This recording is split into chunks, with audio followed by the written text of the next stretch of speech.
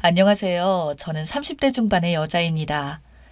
참 살다 살다 결혼하면 시댁 때문에 스트레스 받는다기에 걱정을 했는데 무엇을 상상하든 그 이상이라서 더 어이가 없네요. 저와 남편은 집안 소개로 만나게 되었어요. 저보다 5살 많은 남편은 아들이 2명 있는 집안이었고 장남으로 태어났으며 시댁이 조금 부유한 편이라고 들었어요.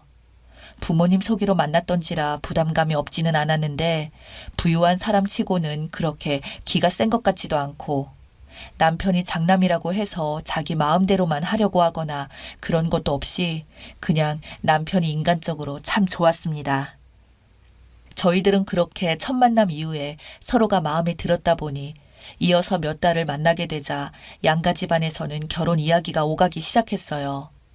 저는 남편을 만나던 당시 중소기업에 다니고 있었고 남편은 공기업에 근무하고 있었습니다.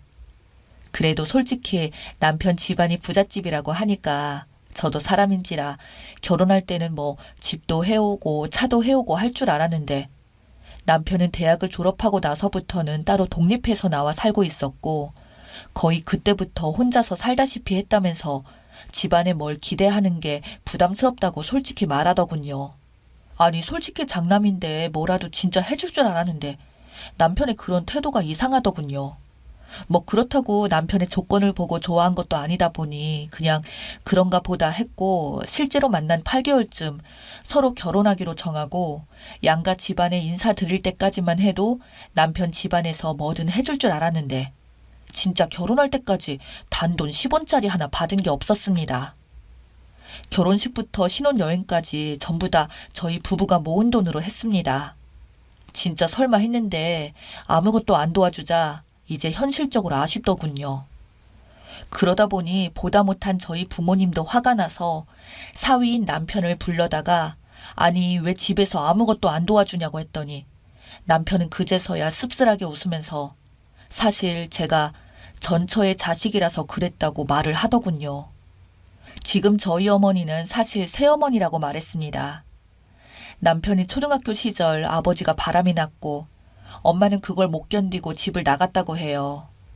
그러다 보니 자기 혼자 집안에서 남겨져서 아버지가 매일 나가기 전에 식탁 위에 놓고 가는 10,000원을 가지고 하루에 끼니를 때우면서 생활을 했고 그렇게 학교와 집을 오가면서 2년이라는 세월을 보냈는데 어느 날 아버지가 새엄마라고 데려온 그 여자가 바로 저를 낳아주신 어머니를 이혼하게 만든 그 상간녀였다고 합니다. 새엄마는 아버지와 결혼하면서 아이를 낳았는데 그게 바로 둘째 아들이라고 하더군요. 그래서 둘째와 자기는 나이 차이가 많이 난다고 했어요. 그리고 그 뒤에 알게 되었는데 이 새엄마라는 여자가 얼마나 독하냐면 그 전에 시아버지는 재혼 전에도 결혼을 이미 한 번 했었고 그 전 남편과의 사이에서 딸이 있었다고 합니다. 심지어 시아버지랑 바람을 피우다 걸렸고 남편과 딸아이를 버리고 온 거라고 하더라고요. 재혼 이후에도 단 한 번도 그 딸을 찾은 적이 없다고 했어요. 자기와 10살 차이 나는 그 동생이 태어난 이후로는 차별이 진짜 심각했다고 합니다. 자기가 학생 때는 받아보지 못했던 사랑과 관심들을 남동생은 매일같이 받았다고 합니다. 그래서 20살이 되던 해 자신은 집을 나와서 대학교 근처 원룸을 구해서 다녔고 모자라는 학비를 벌기 위해서 노가다도 해보고 그렇게 안 해본 일이 없이 알바를 하면서 혼자서 사는 생활이 익숙한 남자였어요. 그러한 이유 때문에 만날 때부터 부잣집 도련님 티가 하나도 나지 않았고 오히려 생활력도 강하고 성격도 올바른 남자가 되지 않았나 싶었습니다. 저희 부모님은 그래서 저희 남편에게 물었어요. 아니 어머니는 그렇다고 쳐도 아버지는 친아버지인데 왜 그러냐고 물었더니 어릴 때 술 먹고 들어와서는 자기를 보면 저희 친엄마가 떠오른다며 그 이후로 집에서 없는 듯이 지내라며 용돈만 주던 아버지였고 그런 어린 시절을 보내다 보니 성인이 되어서는 집을 나와서 혼자 살았다고 그냥 아버지랑 자기는 혈육으로만 이어져 있을 뿐 남이라고 씁쓸하게 말하더라고요. 그럼 차라리 엄마를 찾아가지 그랬냐고 했더니 친엄마는 좀 더 심했다고 했어요. 둘 다 똑같은 말을 하며 자기를 보면 바람핀 남편이 떠오른다고 했고 엄마도 이미 또 다른 남자와 만나 결혼해서 애도 있고 그러면 친엄마는 네가 찾아오면 결혼한 그 남자가 경기 일으킬 거라며 쫓아내다시피 했다고 합니다. 2번 다시는 죽을 때까지 찾아오지 말라고 하면서요. 남편은 그 이후로 자기의 인생은 사실상 자기밖에 없다는 걸 알고 집은 그저 잠만 자는 곳으로만 생각했고 철저히 이방인이 되어서 살았다고 합니다. 어릴 적 자기를 따르던 동생조차도 시간이 흐르면 흐를수록 동생과 저를 차별하기를 대놓고 하기 시작하면서 동생은 자기를 좋아했지만 자기에게 다가올 수 없었다고 해요. 그래도 아이러니하게도 이렇게 집을 나와 살면서 유일하게 자기 가족 중에 자기를 챙겨주는 게 배다른 동생이었다고 합니다. 그런 남편의 사연을 듣게 되자 남편이 미워지기는커녕 진짜 얼마나 힘들게 살았을까 하는 생각이 문득 들더라고요. 저로서는 상상조차 할 수 없었던 남편의 힘든 과거가 제 마음을 짓눌렀습니다. 그 모든 사실을 알고 나서는 시댁에 해줬던 예단들이 너무나도 아깝더라고요. 그 이후로 저희는 시댁에 많이 찾아가지도 않았고 시댁에서도 저희를 찾지 않았습니다. 그저 왜 안 오냐고 한번 전화만 왔더군요. 제가 그래서 시어머니도 아닌데 찾아가는 것도 웃긴 것 같고 아버님과 어머님도 저희 얼굴을 보면 불편해 하시는 분들이 왜 찾으시냐고 진짜 찾아가 들릴까요? 하고 되물었더니 됐다고 지금 보니 그놈한테 아주 딱 어울리는 짝이라며 전화를 끊어버리더라고요. 그런데 웃긴 건 그 집안과의 인연은 그렇게 되었지만 도련님은 저희 집에 자주 놀러 왔습니다. 술을 진탕 마시고는 저에게 말하기를 형수님 죄송하다며 그냥 다 자기 잘못 같아서 죄송하다며 갑자기 눈물을 흘리고 하다가 제가 어린 도련님을 달래주었어요. 오히려 진짜 어린 도련님과 남편은 형제애가 깊어 보였습니다. 남편도 옛날에는 동생을 밀어내려고 했으나 항상 새엄마가 뭐라고 하면 동생이 옆에서 뭐 어떠냐며 자기한테 형형 이러면서 다가왔고 잘 따르던 동생이었다고 동생만큼은 남편도 아끼더군요. 그래서 시부모님은 안 보는데 배다른 형제인 동생과는 아주 아이러니하게도 관계 유지가 되었습니다. 그렇게 8년이라는 세월이 흘렀고 저도 아이 둘을 낳아 출산을 했어요. 아이를 출산하고 나서도 자기들한테는 손자 손녀일 텐데 손주조차도 한번 보러 온 적이 없었고요. 나중에 듣기로는 남편에게 결혼한 지 5년쯤 지났을 때 시어머니한테 갑자기 연락이 와서는 네 스스로 집에서 나갔으니까 재산은 10원도 받을 생각하지 말라면서 앞으로 이 집안과 상관없을 테니 자기 아들한테도 기웃거리지 말고 꺼지라고 하더군요. 남편은 아버지도 그런 뜻이라면 잘 알겠다고 하고 애초에 기대한 적도 없었다고 말하며 전화를 끊었다고 저에게 말해주더군요.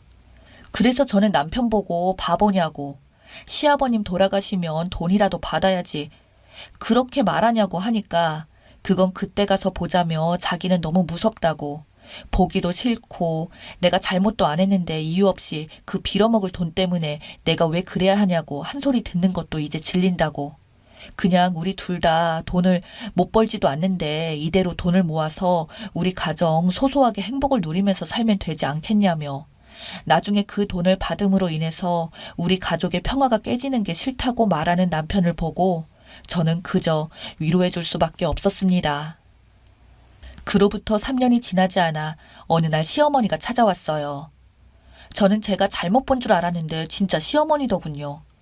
그래서 저는 도대체 무슨 일로 찾아왔냐고 하니까 항상 의기양양하던 시어머니가 갑자기 제 눈치를 살살 보면서 자기가 지금 갈 곳이 없으니까 자기를 좀 받아달라고 하더군요. 제가 그래서 아니 어머니 집은 어쩌고 여기 와서 그러냐고 하니까 사실 시아버님의 회사가 부도가 났다고 하더군요. 그냥 부도가 난 정도가 아니라 아주 날려먹었다고 하더군요. 사기도 당하고 심지어 감옥까지 가게 생겼고 집은 전부 다 재산 차압딱지가 붙어서 난리가 났다고 합니다. 저는 그래서 둘째 도련님은 지금 뭐 하냐고 둘이서 그냥 따로 살면 되지 않겠냐고 했더니 둘째는 결혼한 지 이제 1년이 되었다고 집안이 화목한데 깨지는 것이 싫기도 하고 아직 자기네가 이렇게 망한 사실도 모른다고 하더군요. 둘째 도련님이 작년에 결혼을 하게 되었거든요.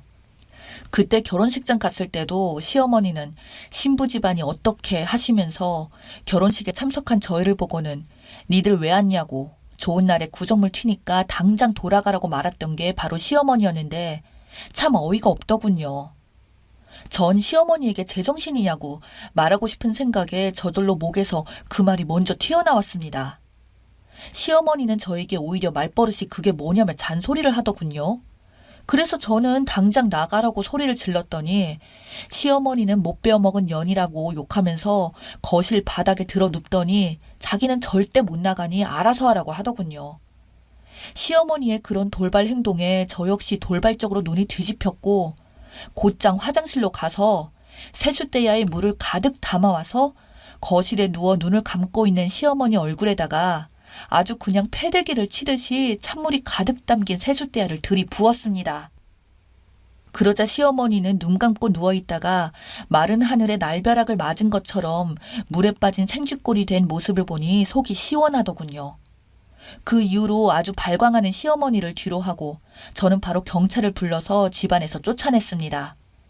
결국 남편이 도련님께 이야기를 했고 도련님이 신혼집으로 가서 원룸을 따로 가지고 있다고 들었습니다만 방 한 칸에서 어떻게 하냐고 헛소리를 늘어놓고 있다는 걸 얼떨결에 귀동냥으로 들었네요.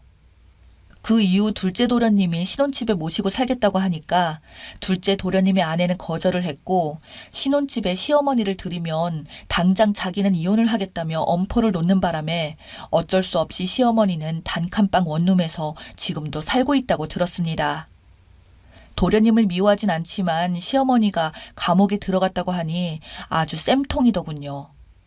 남편은 그래도 마음이 불편한지 그 일은 언급하고 싶지 않아 했지만 평생 부자 행세를 하던 그 인간들의 결과가 이렇게 끝이 나니 저는 너무나도 기분이 좋았습니다.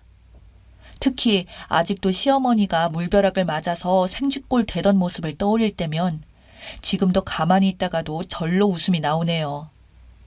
제 이야기 들어주셔서 감사합니다.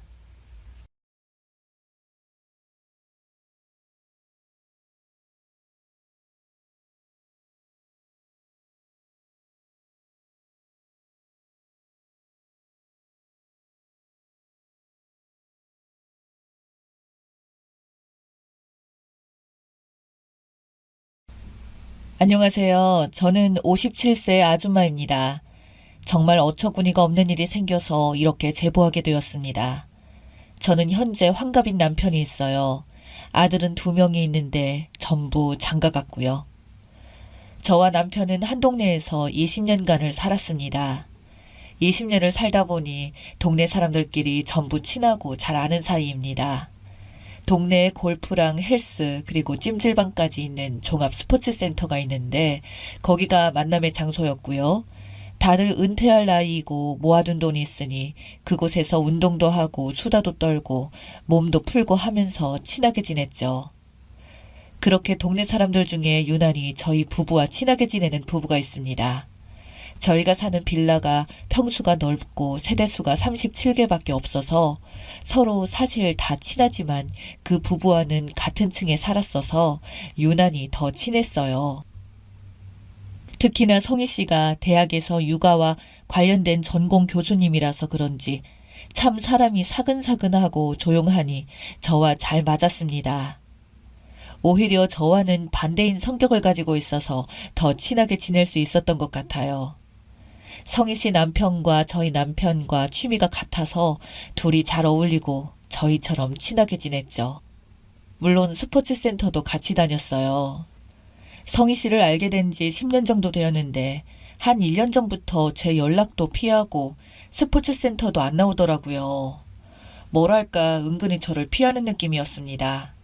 엘리베이터에도 마주쳤을 때 제가 무슨 일 있냐고 물어봤었죠.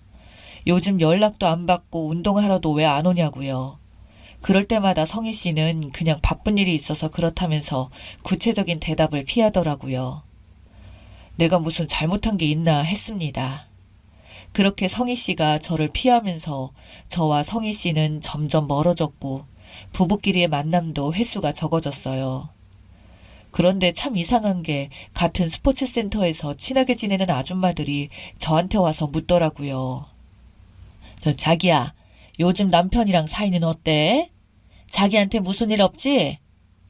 요즘 집안 분위기는 괜찮고? 무슨 일이 있으면 항상 우리한테 말해야 된다. 꽁꽁 숨기지 말고 힘든 일이 있으면 다 털어놓아야 해. 우리가 도움 줄 수 있으니까. 라고 말한다거나. 땡땡씨 그 소식 들었어? 성빈씨 남편이랑 골프 프로랑 따로 만난 거. 남자들이 이렇다니까. 우리 잘 생각해봐야 돼. 남자가 바람나는 거 가지고 너무 충격받으면 안 된다? 알겠지? 땡땡씨 마음이 어려서 내가 걱정돼. 물론 땡땡씨 남편이 바람핀다는 것은 아니고 그냥 하는 말인 거 알지? 라는 식으로 갑자기 잘 살고 있는 저를 무슨 일이 있는 사람 취급을 한다던가? 아니면 제 남편이 바람이라도 핀 것처럼 가정해서 저에게 말을 걸더라고요. 그때부터 느낌이 좀 이상했습니다. 뭐랄까, 저도 모르게 저에게 무슨 일이 생긴 것 같았기 때문이었죠. 분명히 나만 모르는 무슨 일이 생겼구나. 이 사실은 스포츠센터 아줌마들은 다 알고 있구나 생각했습니다. 그래서 운동을 하면서 은근슬쩍 아줌마들한테 제 속마음을 이야기했어요. 성희 씨가 나랑 그렇게 친하게 지내더니 요즘 도통 연락도 안 받고 소식이 뜸해요. 나한테 뭐 화가 났나 싶기도 한데 도통 왜 그러는지 모르겠네요. 라고 했어요. 그런데 이 아줌마들 제 이야기를 듣자마자 표정이 싹 굳어서 서로 눈빛 교환을 하더라고요. 그러고서는 버벅거리면서 성희 씨가 뭐 무슨 일이 있겠지. 신경 쓰지 마, 자기야. 그래. 신경 쓰지 마. 라고 하는데 누가 봐도 무슨 일이 있는 게 분명했죠. 그래서 정색하고 말했습니다. 대충 무슨 일인지 알 것 같으니까 나한테 솔직하게 말해요. 나 유해준다고 숨기면 나중에 나 더 상처받으니까 그냥 말해줘요. 계속 이렇게 내 눈치만 보는 거 나 불편하고 신경 쓰이니까 라고 말하자 그럼 알겠다고 말해준다면서 조용한 커피숍으로 가자고 하더라고요. 그렇게 동네 아줌마 2명과 저 셋이서 스포츠센터를 나와 근처 커피숍으로 갔습니다. 의자에 앉으니 아줌마들이 뜸을 들이다 말을 꺼냈어요. 사실 성희 씨랑 자기 남편이랑 바람난 것 같아. 내가 진짜 말하려고 했는데 우리 남편이 관리하는 공장 뒤에 모텔이 엄청 많거든. 그런데 거기서 자기 남편 차를 5번이나 봤대. 5번 전부 성희 씨랑 같이 있었고 총 5년 동안 5번을 본 거야. 최소 5년 동안 만난 것 같아. 그리고 내가 이거 왕언니한테 말했더니 왕언니도 왕언니 딸이 10년 전에 성희 씨랑 자기 남편이 성희 씨 집에서 같이 나오는 걸 봤대. 그때는 왕언니도 본인이 직접 본 것도 아니라고 해서 괜히 자기가 이 뻥끝에서 잘 살고 있는 가정 파탄낼까 싶어서 모른 척 한 거였고 라고 하더라고요. 그 이야기를 들은 저는 순간 머리 뒤로 피가 확 쏠리는 게 느껴지면서 귀에서 삐 소리가 날 정도로 충격을 받았습니다. 그 이후의 이야기를 더 들어보니 최근까지도 제 남편과 성희 씨가 만나고 있다는 사실을 들은 왕언니가 성희 씨에게 다른 집 남편 건드려서 가정 파탄나게 하지 말라고 경고를 보냈고 본인이 바람핀 사실을 들키게 될까 두려웠던 성희 씨는 저를 점점 피하게 된 거였고요.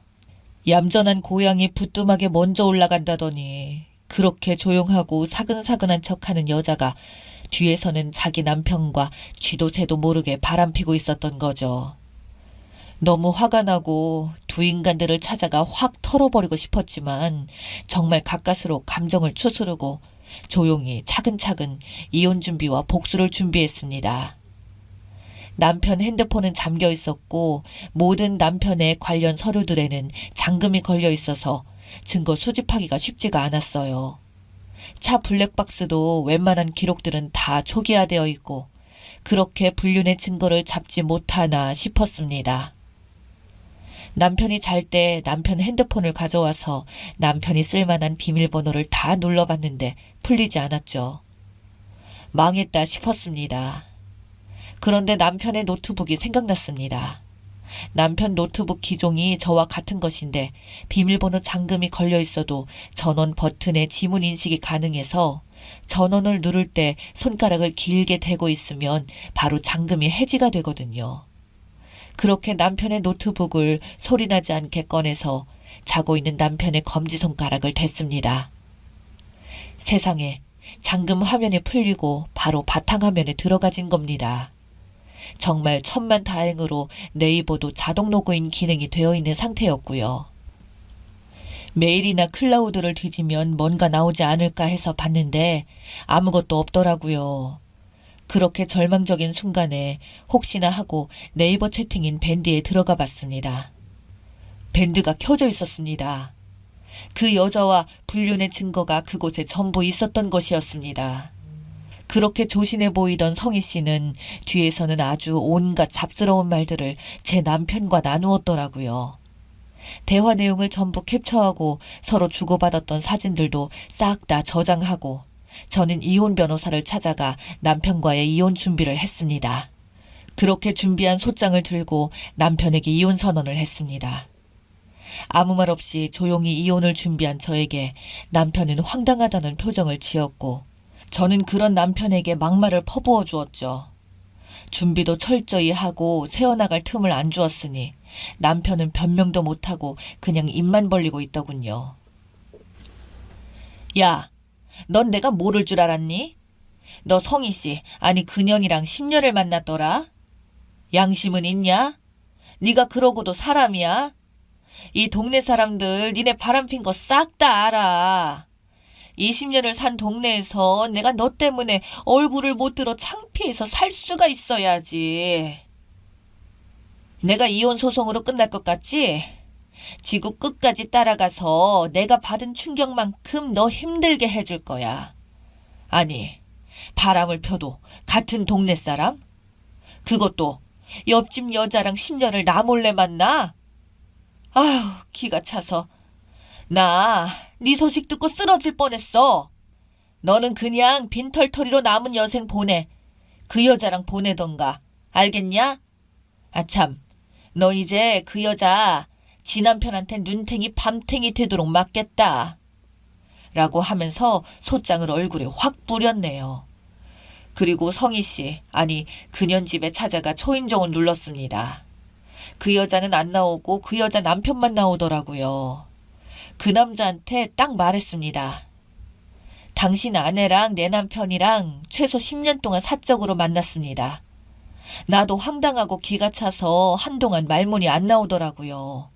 당신이 내 남편 눈탱이 밤탱이 만들던가 말던가 그건 알아서 하시고 저는 소장이나 당신 아내한테 전해주러 온 거니까 전해주세요. 라고 했죠. 그렇게 이혼 선언을 했는데도 도저히 분이 안 풀리더라고요. 아니 어떻게 10년을, 최소 10년을 도대체 언제부터 나를 속인 거고 나 빼고 동네 사람들 다 알았다는 건데 그동안 사람들이 나를 그동안 어떻게 바라봤고 어떻게 생각했을까 하는 생각에 잠이 안 오더라고요. 그래서 복수를 시작했습니다. 상간녀가 강의를 한다는 그 학교에 찾아가 상간녀에게 고소한 고소장을 보여주고 당장 해임시키라고 깽판을 쳤어요. 극과 학과장까지 찾아가서 당장 징계위원회를 열지 않으면 가만 안 있겠다고 아는 기자 동원해서 이 학교에 어떤 교수가 강의를 하고 있는지 실체를 밝힌다고 했습니다. 그러자 징계위원회를 열 테니 진정하라면서 저를 달래더라고요. 그런데 징계위원회에서 결정한 것은 해임도 아니고 정직 3개월이더라고요. 불륜 교수가 학생들 앞에서 강의하는 게 말이 됩니까? 소문을 내야겠다 싶어서 그 학교 학생들의 자주 이용하는 커뮤니티를 이용해서 상간녀의 실체에 대해서 모두 올렸습니다. 학생들 사이에서 이슈가 되자 확실히 압박이 컸나 봅니다. 학생들까지 나섰으니 말이죠. 결국 그 여자는 해임됐고요. 제 남편의 회사에도 소장과 함께 남편의 행실이 담긴 내용을 팩스로 보냈어요. 그리고 더 기쁜 것은 그 상간녀의 남편이 제 남편을 작정하고 팼다고 합니다. 상간녀의 남편도 얼마나 화가 났겠어요. 사실 그게 제일 꽃이더라고요. 제 손 안 대고 복수한 거니 제 입장에서는 참 좋았네요. 그렇게 복수했습니다. 물론 그 후 이혼 소송도 마무리되었죠. 위자료, 재산 분할, 정신적, 육체적 피해에 대한 위자료까지 다 받아냈고요. 지금은 그 후로 20년간 살던 동네를 떠나서 여동생이 있는 동네에 집을 하나 마련해서 살고 있습니다. 사실 지금도 생각하면 화가 나고 울분이 올라오는데 이젠 시간에 맡기려고 합니다. 이제부터라도 제 인생을 살아야겠어요. 이혼을 하면서 정말 많은 상처를 받았지만 잘 이겨내 보려고 합니다. 제 이야기를 들어주신 여러분, 제게 응원해 주세요. 감사합니다.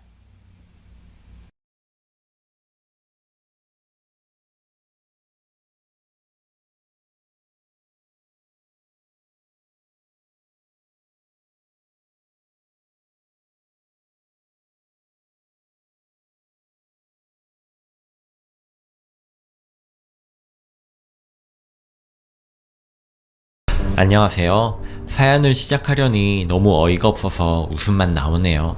하지만 제 이야기를 해볼까 합니다. 저는 교제 중인 남자친구가 있습니다. 현재 저는 26살이고 4년제 졸업하기 전부터 각종 알바와 회사를 다니며 등록금과 생활비를 손수 마련해 스스로 대학교를 졸업했습니다.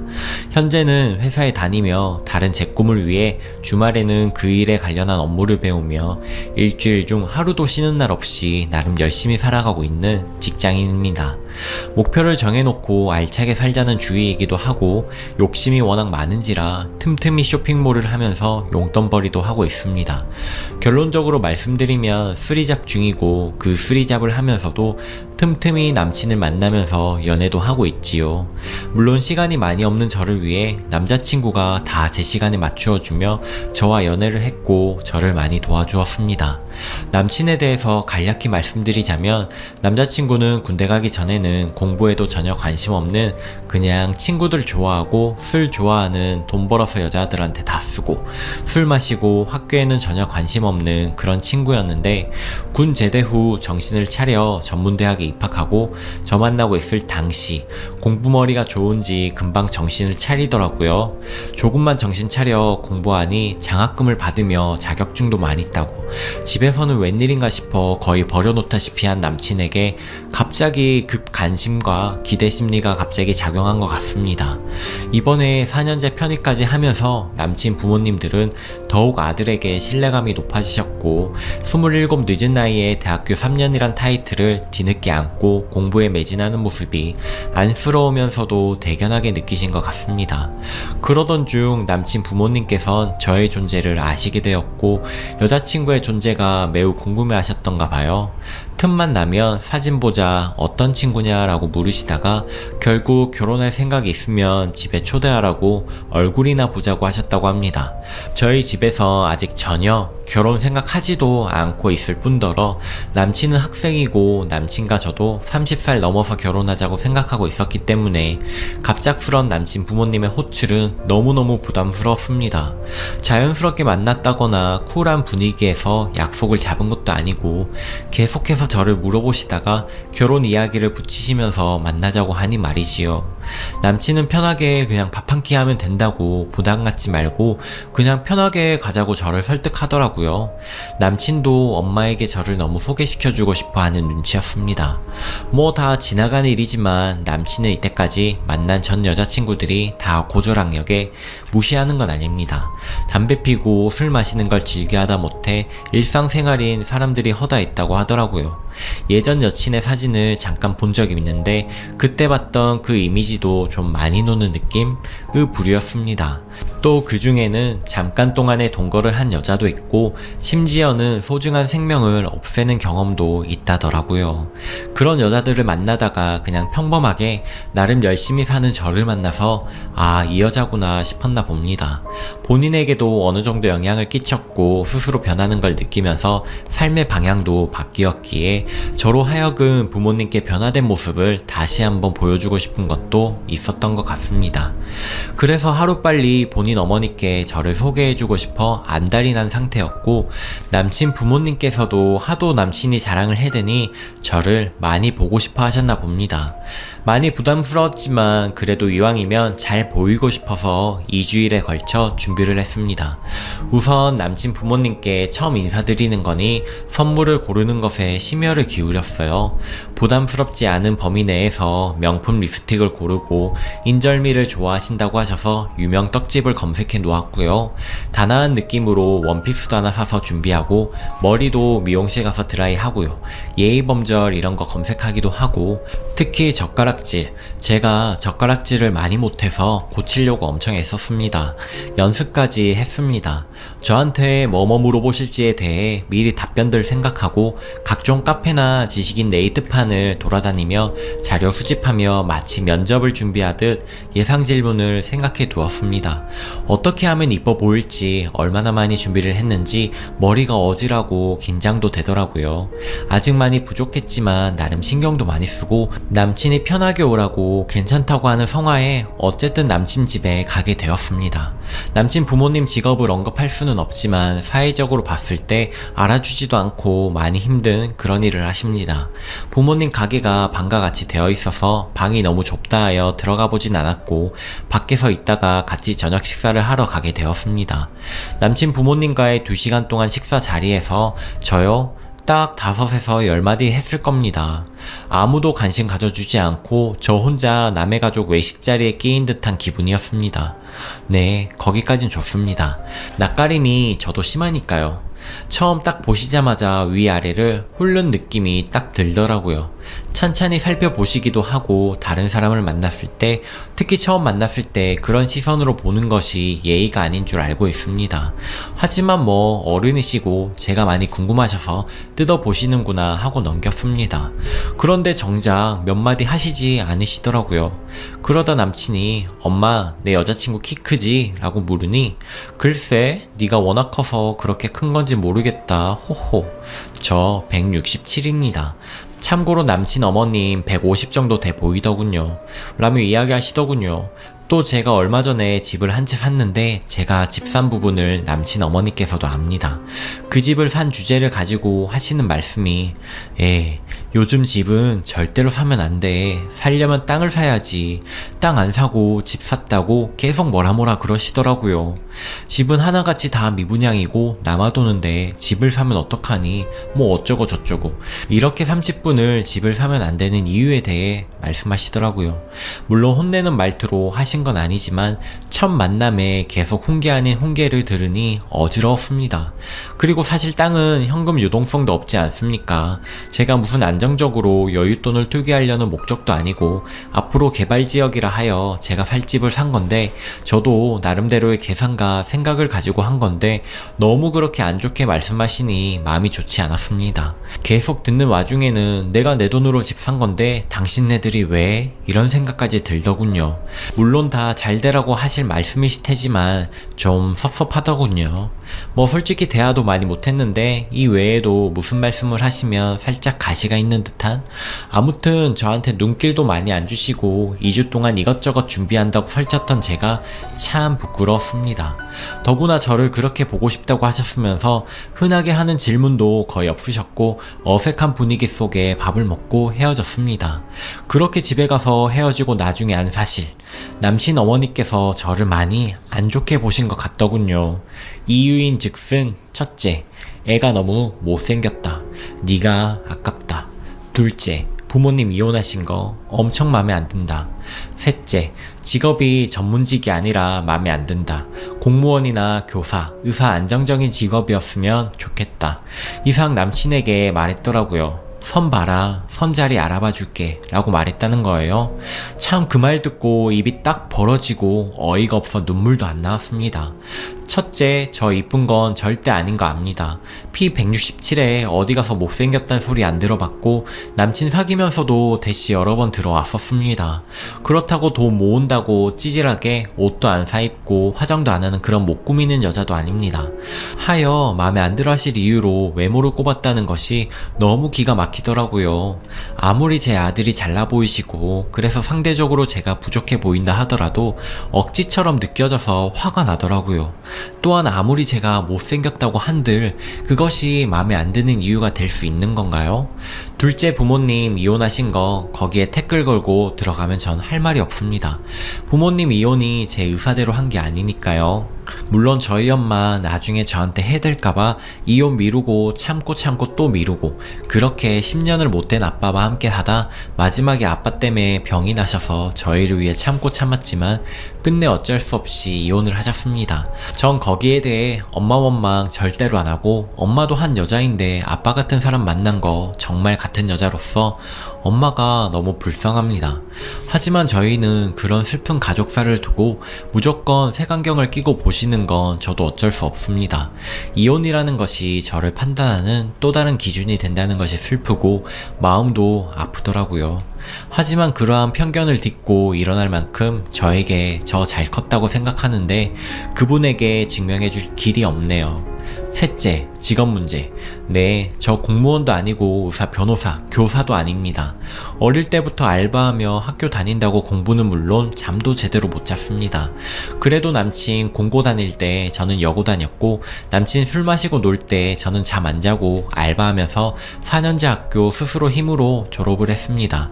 저 잘난 거 하나도 없지만 지금 제 자신이 여기까지 오게 된 데 있어서 전 피나는 노력하고 성실하게 열심히 쉬지 않고 놀지 않고 여기까지 왔습니다. 앞으로도 전 그렇게 할 거고 열심히 성실히 아끼며 즐겁고 행복하게 살 겁니다. 그런데 정말 저런 납득할 수 없는 이유들 때문에 저를 안 좋게 보신다고 가슴이 아픕니다. 남친 엄마가 정해 좋은 그 기준 때문에 저의 외모, 배경, 제 직업까지 하찮게 보다니 그것도 그동안 막 살았던 남친의 어머니가 말이죠. 본인의 기준에 의해 다른 사람의 인생을 평가하는 수준 낮은 사람일 뿐인데 남친네 가족 줄줄이 노가다 집안입니다. 이렇게 직업 비하하고 싶지 않지만 굳이 따지자면 그렇습니다. 저희 집 가족 다 풍족하게 자란 예술가 집안입니다. 사촌 언니들 미대 음대 나오고 다 시집장가 잘 갔습니다. 근데 저희 집만 우리 엄마는 아빠 잘못 만나서 이혼 가정에서 자라게 되었다는 것뿐 남친 가족과 비교해서 격으로는 절대 뒤지지 않습니다. 남친 어머니가 그렇게 노래를 부르는 땅도 있고 집도 있고 빚더미에 나앉은 찌질한 집도 아닌 아주 평범한 집입니다. 도대체 뭐가 그렇게 마음에 안 든다는 걸까요? 차라리 재벌집에서 제가 마음에 안 든다고 얼굴에 돈을 뿌리는 것이 덜 기분 나빴을 뻔했습니다. 솔직히 말해서 자존심이 상해서 미쳐버릴 것 같습니다. 후기입니다. 써주신 댓글 하나하나 읽어보며 여러 날을 고민하였습니다. 생각해보니 남친 어머님의 말들도 피눈물 나게 아프지만 필터 없이 저한테 다 전달하며 제 기분 하나 살피지 못한 남친의 태도도 화가 나더라고요. 결혼할 마음은 당연히 없었지만 결혼을 떠나서 당장의 연애도 이어가지 못할 만큼 믿음이 사라지더라고요. 이혼 가정에 아픔이 있는 여친에게 엄마가 했다는 말을 그대로 전달하며 상처를 주는 남자친구가 앞으로도 안 그럴 법이 없고 본인도 그걸 빌미로 저한테 상처를 주겠죠. 또 댓글에 써주신 대로 과거를 무시할 수 없는 건데 전 여친의 동거, 생명을 없애는 이런 사실을 알고 바로 끝냈어야 하는데 그 무책임한 행동은 남친의 과거일 뿐이다 라고 현실을 부정했던 것 같습니다. 그 각오도 모두 남친의 한 부분인 건데 그래서 결국 헤어졌습니다. 너희 엄마가 원하는 아들 휘어잡는 빼어난 외모와 잘 자란 환경의 교사나 공무원 직업 가진 그리고 땅을 가진 여자 만나서 잘 살으라고요. 그리고 나도 너희 엄마 얼굴, 말하는 품격, 직업이 별로라서 널 못 만나겠다고 말이죠. 주제도 모르는 사람하고 엮이고 싶지 않다고 헤어질 마음에 할 말 다 하고 돌아서니 속이 시원하긴 하더라고요. 그 아줌마 아들 선자리나 고를 수 있을까 모르겠네요. 공무원, 교사, 의사 정도 되는 못생기지 않은 여자가 왜 당신네 아들을 만날런지 세상을 한참 모르는 분이니까요. 걱정해주신 모든 분들 감사드립니다. 오늘의 사연은 여기까지입니다. 여러분의 생각은 어떠신가요? 댓글을 남겨주세요. 저는 다음 영상에서 다시 찾아올게요. 감사합니다.